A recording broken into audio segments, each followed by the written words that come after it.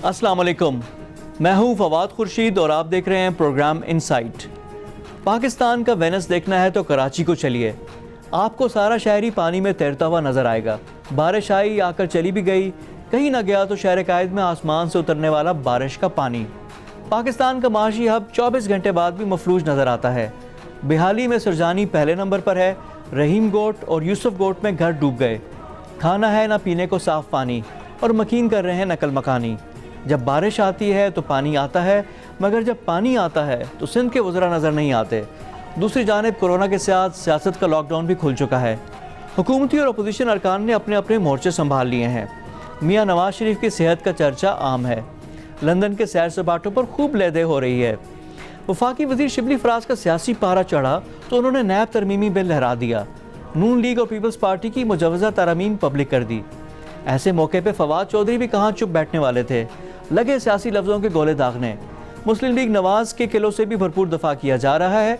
मरियम औरंगजेब ने एक सियासत की बिसात पर एक चाल चलते हुए सारा मलबा पंजाब हुकूमत पर डाल दिया।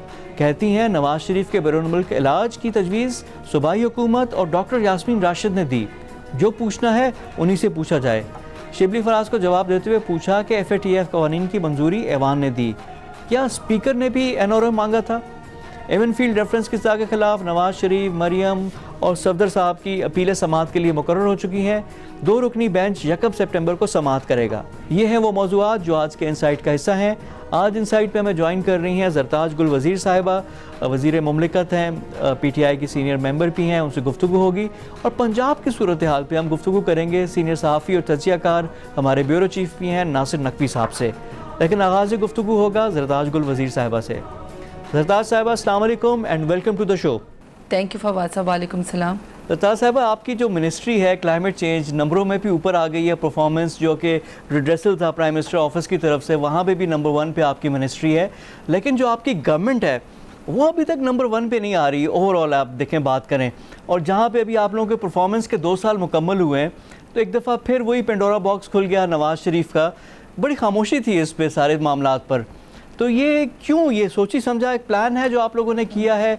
वाई एट दिस मोमेंट ये नवाज शरीफ वाला पूरा ये एक चैप्टर खुला है? जी थैंक यू फवाद साहब।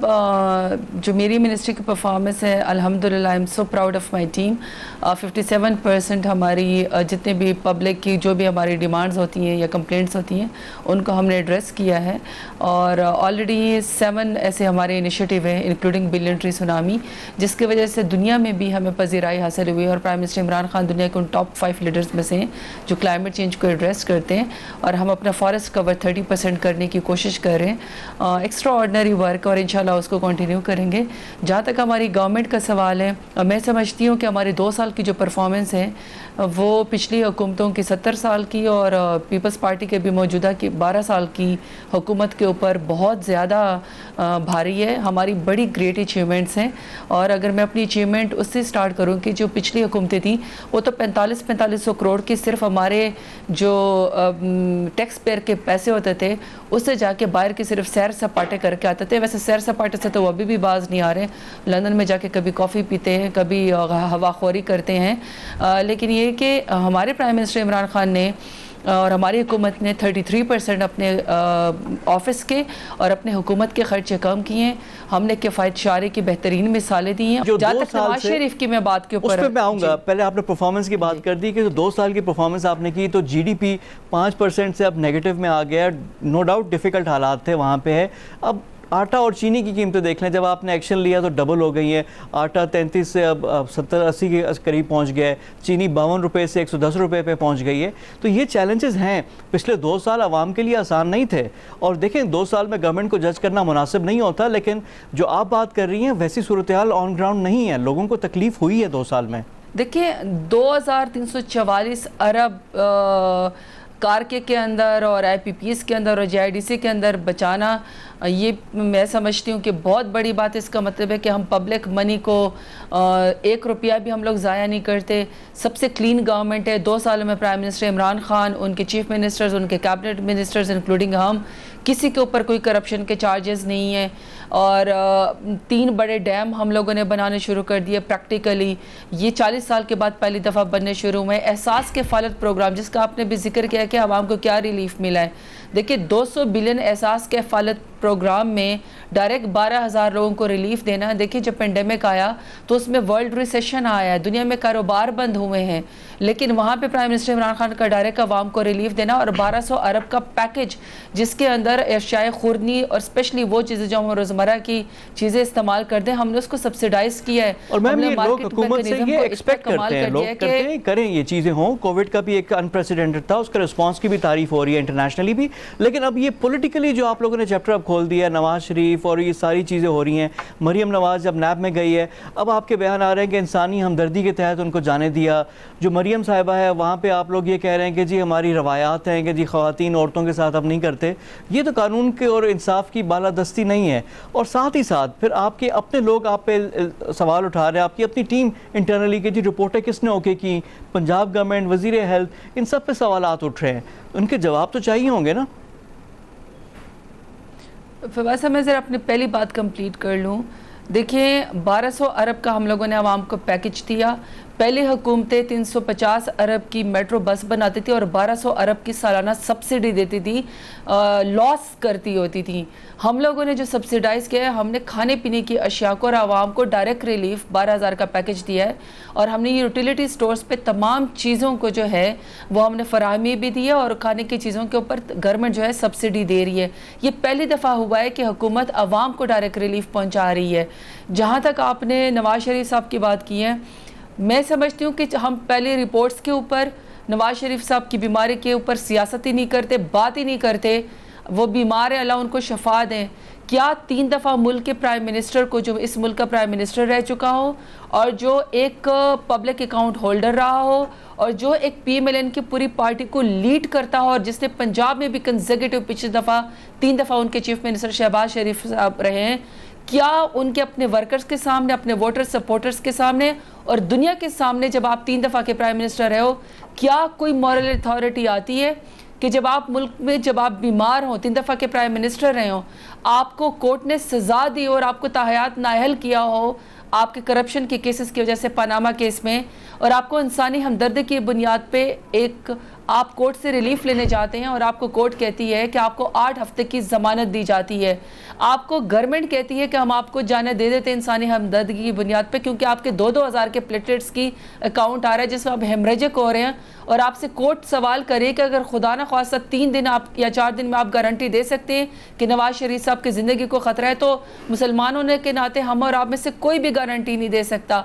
तो हम लोगों ने एक इंसानी हमदर्दी की बुनियाद पर उनको बाहर जाने दिया है। अब वो बाहर फिर रहे हैं, तो क्या अब ये जो केस आया है, हमने केस नहीं उठाया, ये तोशा खाना केस हुआ है जिसमें आसिफ अली जरदारी, नवाज शरीफ, यूसुफ रजा गिनाली, इन सब के ऊपर जो है केसेस थे कि इन्होंने तोशा खाना केस के अंदर गाड़ियां जो हैं चोरी की हैं, इन्होंने वहाँ से चीज़ें चोरी की हैं जो कि पब्लिक की एक वो थी, प्रॉपर्टी थी। वहाँ से आप लोगों ने पता नहीं बहुत कम रेट्स के ऊपर करोड़ों की गाड़ियाँ आपने वहाँ से ली। तो वहाँ पे कोर्ट ने पूछा कि नवाज शरीफ साहब किधर हैं, तो वहाँ से जवाब यह कि नवाज शरीफ साहब तो बाहर गए हैं। तो उन्होंने कहा कितना टाइम उनकी बीमारी को हो गया और कितनी जमानत है, उन्होंने कहा जी 8 हफ्तों की जमानत थी। और अब पंजाब गवर्नमेंट देखिए जब 8 हफ्ते की मोहलत दी, फिर आप लोगों ने कोई एक्शन नहीं लिया, आप लोग भी बैठे रहे। कोविड से पहले, कोविड के बाद तो चले फिर जस्टिफाइड है, कोविड हुआ मार्च में, उससे पहले भी कोई एक्टिविटी नहीं थी। अब मेरा सवाल ये है आपसे कि ये आपकी सियासी गलती थी नवाज शरीफ को बाहर जाने देना, या ये किसी डील का नतीजा है, कोई पेशरफ्त हुई है जिसके तहत ये गए हैं? अभी आप लोग हाइंडसाइट में इस मूव को कैसे देखते हैं? देखिए नवाज शरीफ साहब और उनकी फैमिली को पर शक इसलिए आता है कि इस फैमिली को मुश्किल वक्त में अपने वर्कर्स को और अपनी पार्टी को और अपने मुल्क को छोड़ने की, भागने की आदत है। पिछली दफ़ा भी जब ये एक जनरल साहब के साथ NRO लेकर गए थे तो वहाँ पे इन्होंने 10-10 साल के मायदे किए थे जिसको वो मानते भी नहीं थे। और बाद में आपको पता है कि एम्बेसडर साहब जो थे वो इस तरह वो लहरा रहे थे कि देखिए नवाज शरीफ साहब किसके ऊपर साइन नहीं, ये नोटों के बैग लेकर भागे थे, ये एक दिन भी जेल की सोबत बर्दाश्त नहीं कर सके थे। जब दूसरी दफ़ा की बारी आई तो अब ये बीमारी का इन्होंने बनाया है बहाना। अब देखिए बीमारी में सवाल तो उन्होंने अपनी बीमारी को और अपनी उसको सियासत को खुद डिस्प्यूट किया है और ख़ुद क्वेश्चनेबल किया है कि लोग सवाल करें कि आप वाकई क्या बीमार हैं। अगर आपने 9 महीनों के अंदर एक दफ़ा भी कोई रिपोर्ट, और आप कहते हैं हमारी गवर्नमेंट ने क्या है, हमारी गवर्नमेंट तो ऑलरेडी ब्रिटिश गवर्नमेंट को लिख चुकी है कि देखिए इनकी रिपोर्ट्स हमें भेजी जाएँ। रिपोर्ट्स तो उन्होंने जमा ही नहीं कराई, और पंजाब गवर्नमेंट की जो काबीना है उसने अब एक्सटेंशन की इजाज़त ही नहीं दी। वो कहते हैं हम मजीद इजाज़त नहीं दे सकते, ये शख्स वापस आए। रिपोर्ट भी नहीं वो भिजवा रहे हैं। हिस्ट्री है तो जहाँ तक वो तो इतनी अच्छी नहीं है कि हम बाहर से लोग वापस लेकर आ सकें। इसहाक डार को बड़ा फैन फेयर था कि जी आ जाएंगे, अभी लेकर आएंगे, अभी लेकर आएंगे। कोई उसमें पेशरफ नहीं है। सलमान भी गए हुए हैं, वो भी वहाँ पे सलमान शहबाज, अल्ताफ़ हुसैन को हम नहीं लेकर आ सके। तो नवाज शरीफ को क्या हम लोग खुद लेकर आएंगे, या जब वो आना चाहेंगे तो वो आएंगे? अच्छा, मैंने आपको पहले फवाद साहब कहा ना कि पहली मॉरल अथॉरिटी तो नवाज शरीफ साहब के ऊपर आती है कि जब वो प्लेटलेट्स की बीमारी का बहाना बना के यहाँ से भागे थे तो उनको इलाज करवाना चाहते, इलाज उन्होंने नहीं करवाया। वो वापस, उनके वर्कर्स भी उनके ऊपर शर्मिंदा, उनके स्पोक्स पर्सन भी शर्मिंदा होते हैं, और वो बार बार कहते हैं कि जी ये वापस आए। वो एक तो पहली मॉरल अथॉरिटी उनके ऊपर आती है कि वो वापस आए क्योंकि इलाज उन्होंने करवाया नहीं। दूसरा सवाल उनके ऊपर ये उठता है कि आप चूंकि चले भी गए, कोर्ट ने आपको इजाज़त भी दे दी, तो आप खुद अब आके वापस आके उनका जो जामिन है, शहबाज शरीफ जमानत देकर गए थे 20 रुपए के किसी उसके ऊपर कि जी हमने तो आपको पता है कि इनसे कहा था कि आप यहाँ पे एक एफिडेविट दें जिनका आपके ऊपर जितना जुर्माना है वो आप यहाँ पे करके जाएं, आप लिख के जाएं, जमानत देकर जाएं। लेकिन शहबाज शरीफ साहब ने कोर्ट में कहा कि जी मैं जमानत देता हूँ। अब जमानती खुद जो है वो मशकूक है। अब तीसरी बात यह आती है कि जी किसको वापस लेकर आना है। जितने आपने नाम गिनवाए तो माशाल्लाह से वो तो रिकॉर्ड हिस्ट्री वैसी PMLN की जो है वो आपने बता दी है। सुलेमान शहबाज, हमजा अपना इनके जो दूसरे बेटे हैं, फिर शहबाज शरीफ साहब खुद, फिर इसहाक डार। देखिए इसका मतलब है कि इस पार्टी को भागने की आदत है। ये मुल्क मुश्किल वक्त में खुद अपनी जायदादें जो है वो बचाने बाहर भाग जाते हैं, कभी किसी का बहाना बना के, कभी किसी का बहाने। हमारी जहाँ तक गवर्नमेंट है, देखिए इंसानी हमदर्दों के ऊपर जाने के बाद हम तो इनको वापस लेकर आ रहे हैं। इसका पूरा आपको जो है शहजाद अकबर साहब आपको पूरा बता चुके हैं कि हमने वो पूरा जो है वो एक मैकेनिज़्म बना लिया, क्योंकि अब उनकी रिपोर्ट्स के ऊपर भी बात होगी, इनकी ज़मानत के ऊपर बात होगी। वापस कैसे लेकर आना है, जी मफरूरों को तो आदत है, लेकिन जारी बात है मुल्क की स्टेट के रिट कायम होनी चाहिए। अच्छा, अकबर की आपने वांटेड है, जैसे बाकी मुजरमों को लेकर आए जाते हैं, इस मुजरम को भी लेकर जाना चाहिए। अकबर साहब की बात की तो कल बड़ा उनका वायरल हो रहा है क्लिप जहाँ पे महकमा ज़राअत की बात आ रही थी।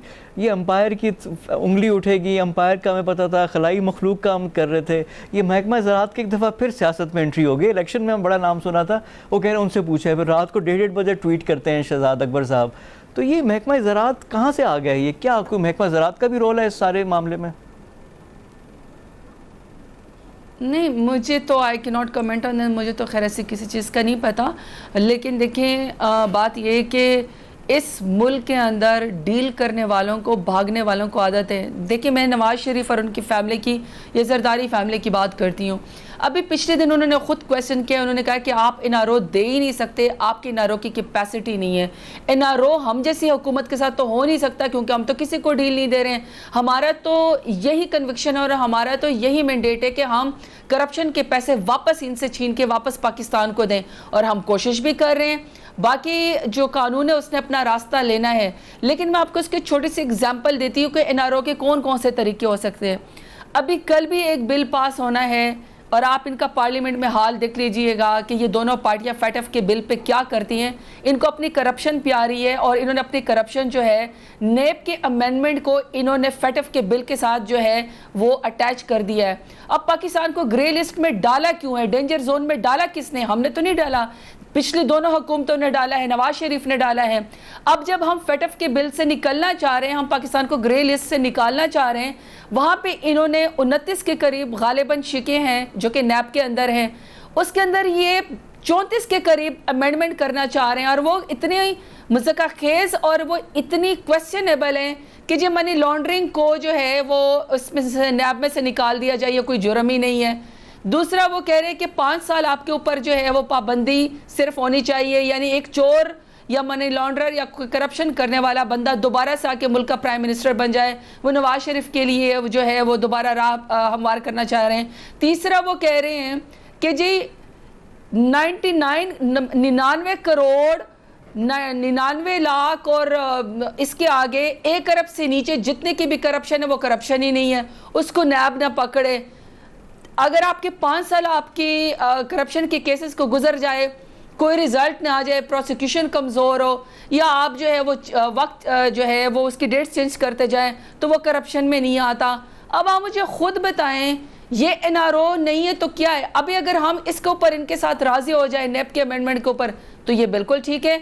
हम कह रहे हैं फिर पूरे कानून के अमेंडमेंट लेकर आए जिसके अंदर एक गरीब को जब वो मस्जिद से जो है वो चप्पली चोरी करता है या वो एक छोटा सा जो है कहीं पर खाने की चीज़ चोरी करता है, तो आप तो उसको मार मार के पुलिस जो है वो पिछले दिनों अभी एक और हमने केस देखा कि 9-9 साल के अंदर 10-10 साल के अंदर केसेस का फैसला हो रहा है। यहाँ तक भी हुआ है कि जिस बंदे को जी मेरा अब देखें ना, ये है कि नैब में भी इस्लाहात की ज़रूरत तो होती है, बेहतरी तो हर जगह पे आ सकती है।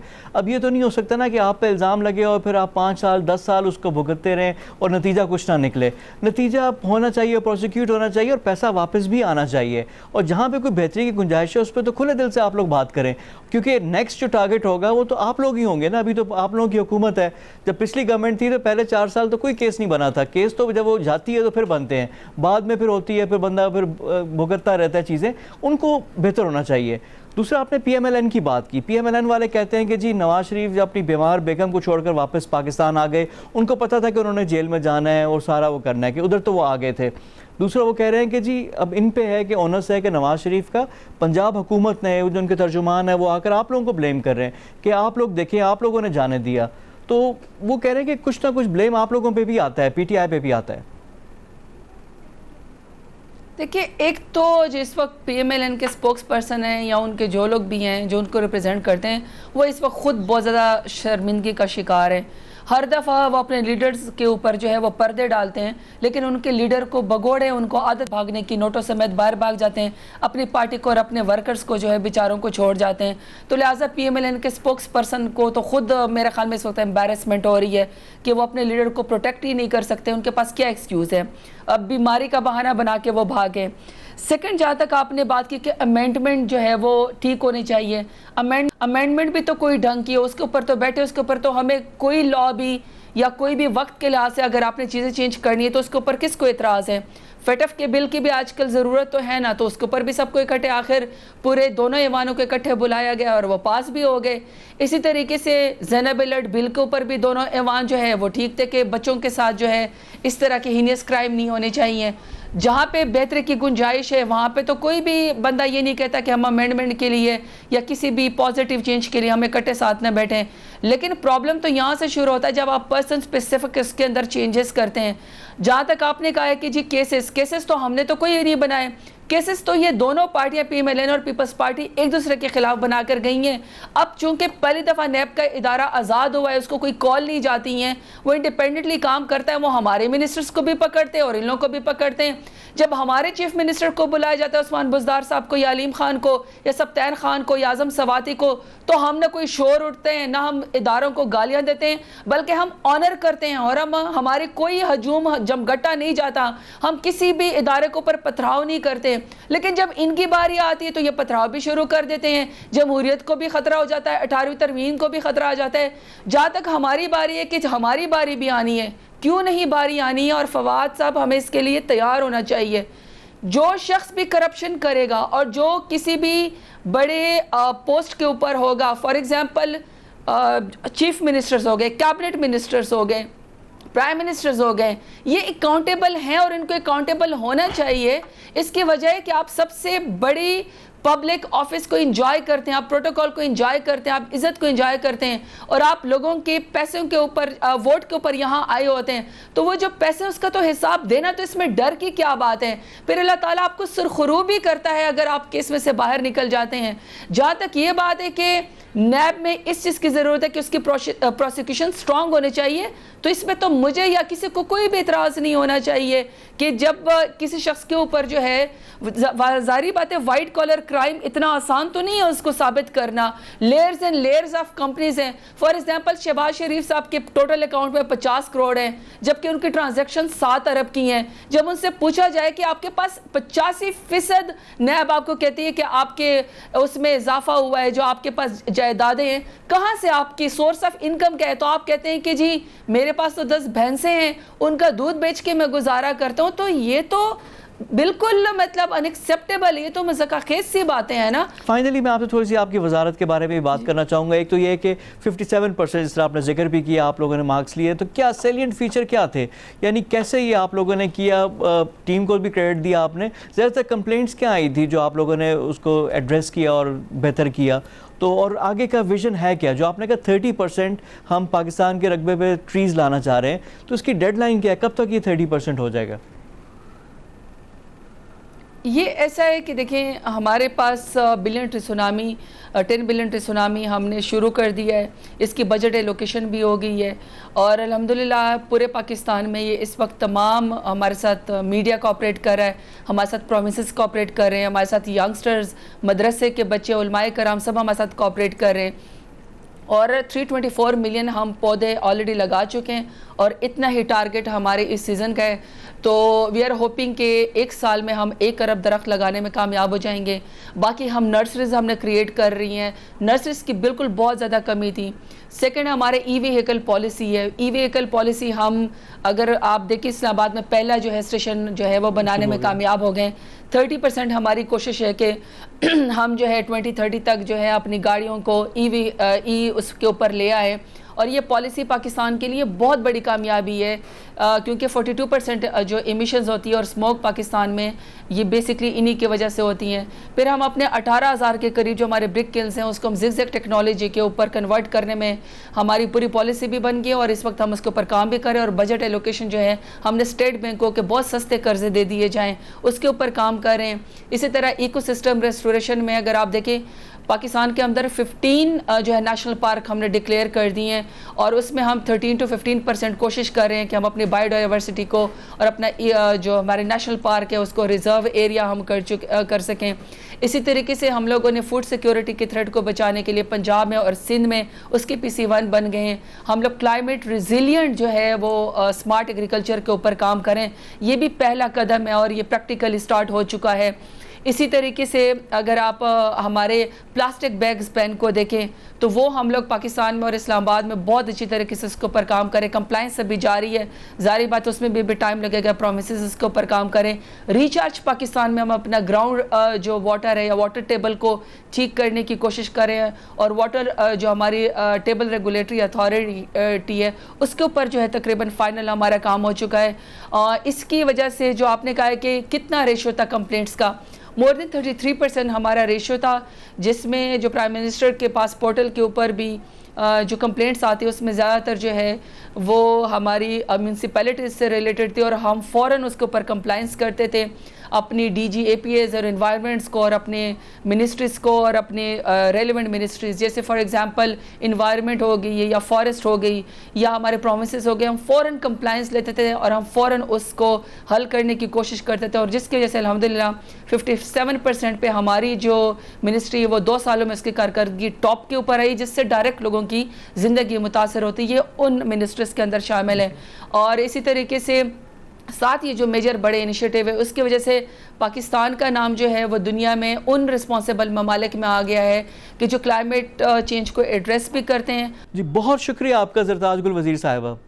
हमारे साथ मौजूद थी वज़ीर मुमलिका ज़रताज गुल वज़ीर। प्रोग्राम में वक्त हो गया एक ब्रेक का। ब्रेक के बाद आकर कुछ पंजाब की सूरत हाल पर गुफ्तगू करेंगे। सीनियर सहाफ़ी और तजियाकार नासिर नकवी हमारे साथ मौजूद होंगे।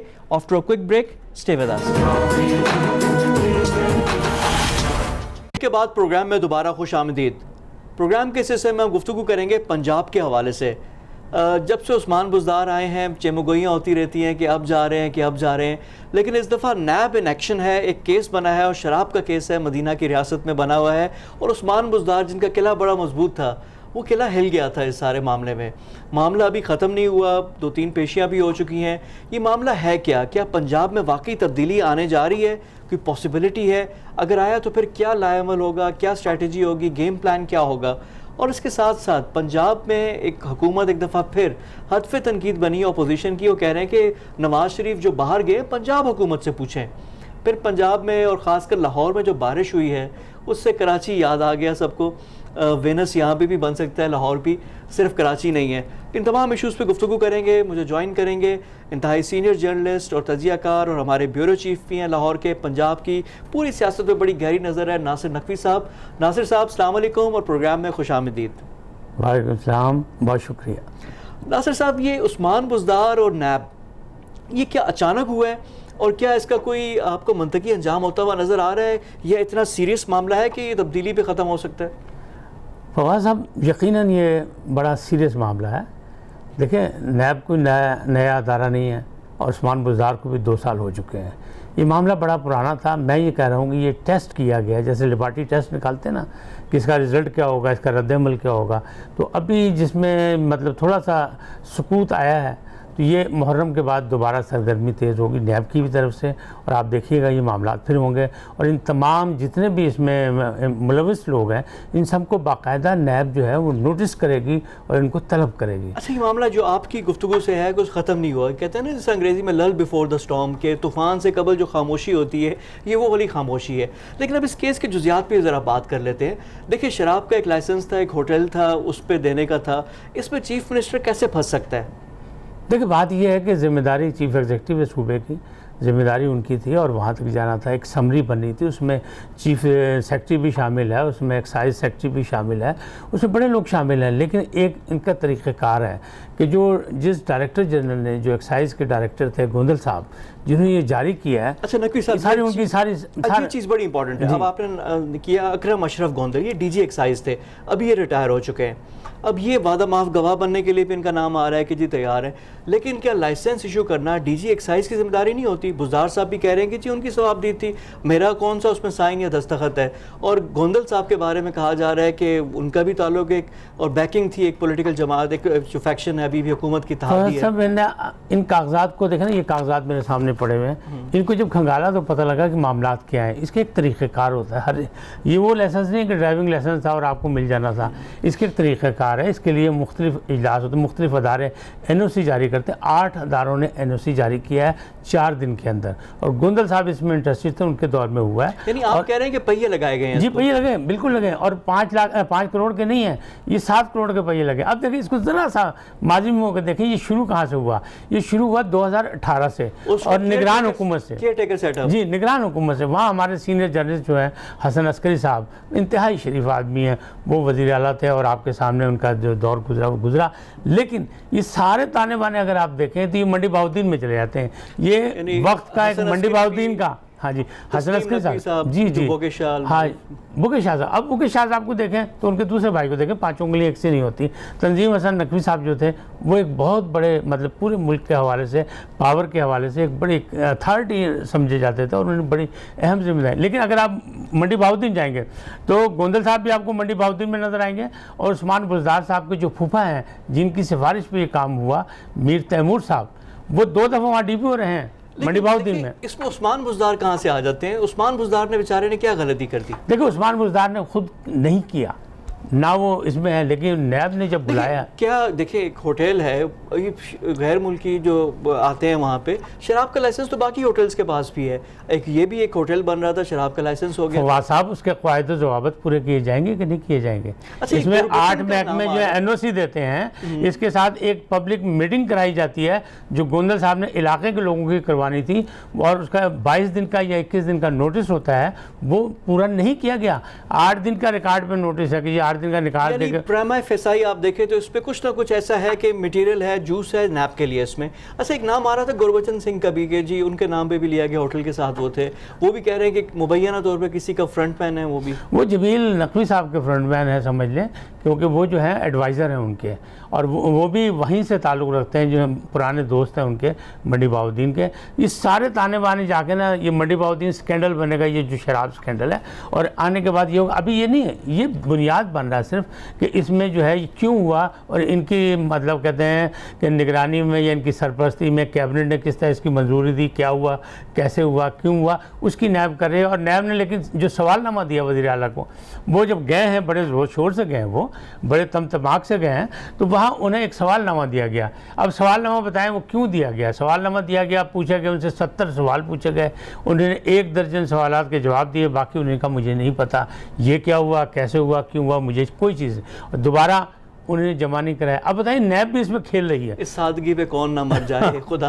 और देखिए वो पहले भी उन्होंने 2 दफ़ा कहा था कि अंडर ट्रेनिंग है, अभी भी ठीक है, जवाब नहीं आते, लेकिन जो ब्यूरोक्रेसी है, जवाब तो ब्यूरोक्रेसी ने भी देने पड़ेंगे ना। तो अब राहील साहब भी बेचारे जा रहे हैं, रिटायर हो गए हैं, अब ये अकरम अशरफ। अच्छा, जान नहीं रहा, दोनों रिटायर हैं, दोनों रिटायर हो चुके हैं, राहील साहब भी रिटायर हो चुके हैं। लेकिन आप ये सोचें कि आपको अच्छे किसी भी ब्यूरोक्रेट को का साथ देना चाहिए अगर उसने ईमानदारी से कोई नौकरी की है, चाहे वो गोंदल साहब हों, चाहे वो राहील साहब हों। अगर उनका रिकॉर्ड माजी का अच्छा है तो उनको साथ देना चाहिए। एक ब्यूरोक्रेट बड़े अहम ओहदों पर रहने के बाद, यानी पंजाब की इस वक्त जो अहम तरीन ब्यूरोक्रेसी है, वो ये कह रहे हैं कि एक शरीफ आदमी को ज़बरदस्ती इसमें फंसाया गया। हमें किसी की वकालत करने की ज़रूरत नहीं है, लेकिन ये ब्यूरोक्रेसी, ये इंतज़ामिया भी तो हमारी है, इसी ने रियासत को चलाना है। रियासत कैसे चलेगी अगर आप सबको पकड़ के आप जेल में डालते रहेंगे तो। यानी नकवी साहब, यानी जो इसका एंड है कि ये मामला अभी ख़त्म नहीं हुआ, अभी पिक्चर बाकी है। जी हाँ, नोटिस जारी होंगे, अभी नोटिस जारी करके इनको बुलाया जाएगा। अभी उस्मान बुज़दार साहब ने जवाब जमा नहीं कराया। Buzdar is not out of the woods इस मामले में अभी तक। सर बात यह है फवाद साहब कि जो ऑडिटर जनरल पाकिस्तान की रिपोर्ट आई है पहले साल की बुज़दार साहब की, उसमें 2 अरब से ज़ायद के घपले, करप्शन, ये वो यानी पैरे मौजूद हैं। अगर वहाँ से ऑडिट ऑब्जेक्शन मौजूद हैं तो उनको भी दूर उस बुज़दार हुकूमत ने करना है, हमने आपने तो नहीं करना। नासिर साहब, अब थोड़ा सा इस पर देखते हैं कि ये मामला क्या है, क्या टारगेट है, क्या इसमें उस्मान बुज़दार है या ये 2 हाथियों की लड़ाई है जिसमें वो घास बने हुए हैं। ये मामला किस तरह, यानी इसको हम कैसे समझें, कैसे एक्सप्लेन कैसे करें? मुझे लग रहा है कि फवाद साहब इसमें घास जो है ना वो ब्यूरोक्रेसी बनेगी। गलती, पैसे लेने वाले पैसे ले गए, और देखें आप ये देखें कितनी सफाई से ले गए कि 7 करोड़ को 5 करोड़ पे लाके तमाम अखबारात में, तमाम चैनल पे 5 करोड़ कहा गया। मसला ये कि घपला हुआ है। अब जब ये कुरेदा जाएगा और मुख्तलिफ केस देखे जा रहे हैं, जैसे ऑडिटर जनरल की रिपोर्ट है तो उसमें ठेकेदारों की रिपोर्ट आ गई, मनपसंद ठेकेदार आए, मुख्तलिफ सड़कों के लिए पत्थर खरीदे गए, लेकिन वो पत्थर वहाँ पहुँचे नहीं, रसीदें मौजूद हैं, पेमेंट कर दी गई। क्योंकि आप देखें लाहौर के हमारे ब्यूरो चीफ भी है, नज़र भी आपकी होती है, ये एकदम बड़ी चीज़ें आनी शुरू हो गई हैं, तवातुर के साथ आनी शुरू हो गई हैं, जी करप्शन है तो फलाना है, और ये बड़ी अनहोनी से एक तरह से आप कह लें कि एकदम शुरू हुआ है सारा सिलसिला। और फिर अब उस्मान बुज़दार खुद कहते हैं कि जी मेरे तो एक चीज़ का हिसाब होगा और चीज़ होगी। तो क्या वाकई कोई इसके डायरेक्शन है कि जी उस्मान बुज़दार को टफ टाइम देना है? देखिए, लग ऐसे ही रहा है कि ये सिर्फ उस्मान बुज़दार साहब के लिए, और किसी हद तक जो है वज़ीर आज़म ने मतलब ये मान भी लिया कि अच्छा ठीक है आप इसको टेस्ट केस बना के देख लें। वज़ीर आज़म का दावा है कि हम करप्ट नहीं हैं, हमारे साथी करप्ट नहीं है, और जो करप्ट होगा उसको हम नहीं रहने देंगे, लेकिन ये उनका दावा है। और अभी भी उन्होंने कहा कि उस्मान बुज़दार साहब मजबूत हैं। फेयर इनफ, लेकिन उन्होंने एक्शन भी तो लिया है ना, जहाँ पे हुआ कोई बात हुई है तो लोग रिप्लेस भी हुए हैं। अब इसमें देखना है कि यहाँ पे अभी तक नहीं हुआ, क्योंकि बाकी किसी पे भी होता था कहते थे साइड पे हो जाए, बाबर अवान भी होगा, उनका केस क्लियर हो फिर वापस आए, फिर वो वापस आए। तो अब देखें ना, नायबज़दा तो उस्मान बुज़दार साहब भी हो गए, हमें कोई उनको हटा के सवाब नहीं मिलेगा। लेकिन जब मामलात बिगड़ेंगे, जब सियासत अनाड़ी और खिलाड़ी की होगी, तो फिर रिजल्ट तो कोई ना कोई आएगा। अच्छा, अब एक और मामला आ जाता है नवाज शरीफ का, जो बैरून मुल्क गए हैं, वहाँ पे भी पंजाब हुकूमत, यास्मीन राशिद, इनको अपोजिशन भी कह रही है कि जो उनसे पूछें, और PTI के अंदर से भी आवाज़ें आ रही हैं। तो कितना कसूर इन लोगों का है? देखिए, यास्मीन राशिद साहब सूबाई वज़ीर सेहत हैं, और उन्होंने सबसे पहले बयान दिया था कि हम खुद लेपार्टी टेस्ट करवा रहे हैं, हम खुद सारी चीज़ें देख रहे हैं, हमारी निगरानी मौजूद है और 24 घंटे हम निगरानी कर रहे हैं। और बाद में उन्होंने ये बयान दिया कि सचमुच नवाज शरीफ साहब बीमार हैं। फिर वो रिपोर्ट गई, वज़ीर आज़म ने भी ये गवाही दी कि मैंने खुद रिपोर्ट देखी, कागजात देखे, तो जिम्मेदारी तो बन जाती है। रिपोर्टों में गड़बड़ हुई, क्योंकि रिपोर्ट तो वही आ रही है ना, रिजल्ट तो वही है, लेकिन रिजल्ट में क्या पेपर में वाकई इतना ख़राब था या नहीं, अब उस पर सवाल उठ रहे हैं। अब फवाद साहब, बात यह है कि खिलाड़ी और अनाड़ी में यही फ़र्क होता है। इन लोगों की पहली हुकूमत थी, इन लोगों ने उसको बड़ा सीरियस लिया। ये नहीं देखा कि जो लोग ये काम कर रहे हैं वो कितने तजुर्बेकार हैं और वो सियासत में उनकी कितनी जड़ें हैं। उनकी रजीम जो है यहाँ मौजूद है, उन्हें 25-30 साल यहाँ सर्व किया है। उनके लगाए हुए पौधे जो हैं बाकायदा दरख्त बन चुके हैं, तनावर। तो आप किससे मुकाबला कर रहे हैं? इसका मतलब ये है कि वो इनके साथ हाथ हो गया और ये अब मानते हैं बाद में कि हमारे साथ हाथ हो गया। और अब ये तो अगर इमरान खान एक्टिव भी हुए, उन्होंने कहा कि ये शेख रशीद का क्या पछता भी रहे हैं कि क्यों चले गए, और अब पूरी कोशिश भी हो रही है कि लेकर आए। अब देखिए शेख रशीद साहब ने ये भी तो कह दिया कि पूरी कोशिश हो रही है, लेकिन इसके बावजूद नवाज शरीफ को वापस लाना आसान टास्क नहीं। उन्होंने कहा कि बाकी टेस्ट केस भी साग डार कौन से वापस आए, सलमान शहबाज नहीं, जी सब सामने है। तो वही है। अब एक लास्ट आपसे मैं बात करना चाह रहा हूँ, और वो है कि कराची की तो हम बात करते हैं, मीडिया दिखाता भी है, मुर्तज़ा वहाब ने शुक्रिया भी अदा किया। जो लाहौर एक्सपोज हुआ, बारिश होती है तो फिर पानी जगह जगह वेनस के मनाजिर आ जाते हैं। अब एक दफ़ा फिर जो चीफ ड्रग रेगुलेटर है उन्होंने भी ख़त लिख दिया कि कुत्ते काटने की वैक्सीन पंजाब में भी शॉर्ट हो रही है। तो ये क्या मामलात हैं, क्या किस नहज पर जा रहे हैं? देखें, शोबा सेहत में इतने वसाइल नहीं हैं, इतना बजट नहीं है, फिर मुख्तलिफ़ हालात में मुख्तलिफ़ हुकूमतें, चाहे माजी की हुकूमत है उन्होंने पैसे निकाल के मेट्रो में डाल दिए है, मौजूदा हुकूमत हो इन्होंने कोरोना में डाल दिए। ये मामला बजट जो है दूसरी जगह इस्तेमाल हो जाता है, और बजट होता भी कम है, सेहत के हवाले से ज़्यादा होना चाहिए था। अब ये जो आप बात कर रहे हैं, ये मसाइल ऐसे हैं कि पंजाब में सेहत के मामला जो वो अच्छे नहीं हैं। पानी की जो बात आप कर रहे हैं, ये मानसून देखें, महकमा मौसमियात बहुत पहले बता देता है कि कब से कब तक होगा। हमारे यहाँ इंतजाम हैं, कराची की पोजीशन और है। कराची की पोजीशन ये है कि वहाँ बारिशें कभी होती नहीं थी, बाद में होनी शुरू हुई। अभी वो इंतजाम देखिए, हमारे यहाँ सीवरेज सिस्टम भी है, हमारे यहाँ सीवरेज सिस्टम भी है, सब कुछ है। अफसोसनाक बात क्या है कि हम लोग कबल वक्त इंतजाम नहीं करते, नालों की सफाई नहीं करते, हम मेंटेनेंस नहीं करते, हमारी मशीनरी का हमें नहीं पता। लक्ष्मी चौक में पानी खड़ा होना है, ग्वाल मंडी में पानी खड़ा होना है, बात यह है कि वो कितनी देर में ख़त्म होना है। अगर उसके इंतज़ामात वासाल सही तरीके से कर लें, अगर महकमा मौसमियात के इतला के मुताबिक मानसून आने से पहले सारे ट्रायल बेसिस पे सारी चीज़ें चेक कर ली जाएं तो मामला अच्छे हो सकते हैं। लेकिन ये चूँकि धांधली होती है, करप्शन होती है, पैसे के फंड्स इधर के उधर खर्च किए जाते हैं, वक्त पे एहसास नहीं किया जाता, इन चीज़ों को चेक नहीं किया जाता। आप देखें ना, जितने भी नाले लाहौर में हैं, ओपन जगह पे आप जाके देखें तो शहरी जो है सारा गंद उसमें फेंक रहे होते हैं, हर किस्म की। हाँ, तो अवामी मसाइल भी हैं और इंतज़ामी मसाइल भी है। यानी नासिर साहब, बुनियादी चीज़ है कि आवाम को सहूलत और रिलीफ प्रोवाइड की जाए और इस पर हम आपको गाहे बगाहे लेते भी रहेंगे प्रोग्राम में। बहुत शुक्रिया आपके टाइम का। हमारे साथ मौजूद थे सीनियर सहाफ़ी और तजियाकार नासिर नकवी साहब, उनसे गुफ्तगू हो रही थी। आज के इनसाइट में इतना ही। अगले हफ्ते मज़ीद मौज़ूआत के साथ आपकी खिदमत में हाजिर होंगे। तब तक के लिए फवाद खुर्शीद को इजाज़त दीजिए। खुदा हाफ़िज़।